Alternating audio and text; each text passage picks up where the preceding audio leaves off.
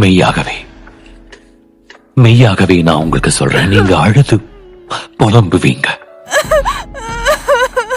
உலகமோ சந்தோஷப்படும், நீங்கள் துக்கப்படுவீங்க.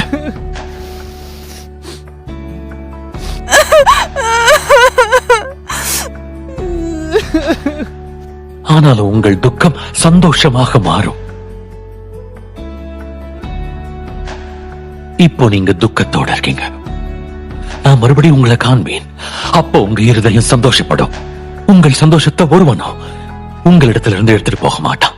நீ வந்தாய், சூழ்நிலை